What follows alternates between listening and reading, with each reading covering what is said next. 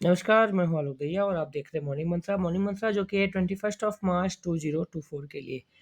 तो finally Nifty पे बना है एक डोजी और वो डोजी ऐसा वैसा नहीं, लॉन्ग लेग डोजी बना है।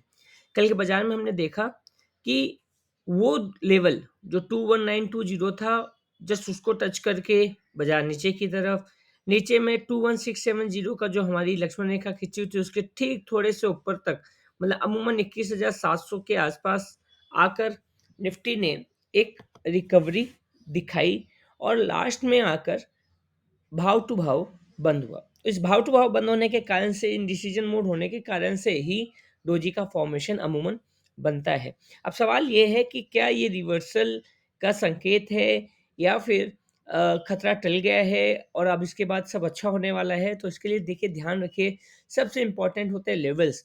लेवल अब ये है कि जब तक 21920 के ऊपर क्लोजिंग नहीं दे दे अभी एज ऑफ नाउ, तब तक हम खतरा टला हुआ नहीं मान सकते। दूसरी चीज़, 21,800 का मैजिक हमने देखा बैक टू बैक। कल के बाजार में एक दबाव था, लेकिन उसके पहले भी। तो ओवरऑल निफ्टी ने 21,800 को ईओडी बेसिस पे होल्ड किया। अब आज अगर 21,920 के ऊपर निकलता है और आगे जाता है, तो जाकर तो आप ये कह सकते हैं कि हाँ, रिवर्सल ने दस्तक दे दी है, क्योंकि ये पुल बैक, ये कोई छोटा-मोटा पुल बैक नहीं है। अगर हम उसकी बात करें, तो आप ये देखिए कि निफ्टी अपने ऊपर के लेवल से कहाँ तक आ गई। निफ्टी ने करीब-करीब साढ़े 3 से 4% की गिरावट दर्ज की है इन दिनों में। तो अब साढ़े 3 से 4% की गिरावट के बाद इसको एक जस्टिफिएबल करेक्शन हम कह सकते हैं।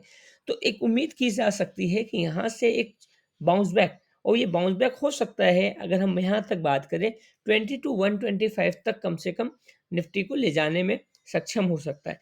बट अगेन इम्पॉर्टेंट है 21,920 के ऊपर की क्लोजिंग, एक ग्रीन कैंडल, और अगर एक ग्रीन कैंडल यहाँ बनता है जो 21,920 के ऊपर में बंद करता है, तो हम इसको बोलेंगे ये बन जाएगा आपका मॉर्निंग स्टार डोजी, जो कि इंडिकेट करेगा आने वाले टाइम में कि ये तेजी वापस से ऊपर की तरफ बढ़ते हुए दिखाई दे सकती है।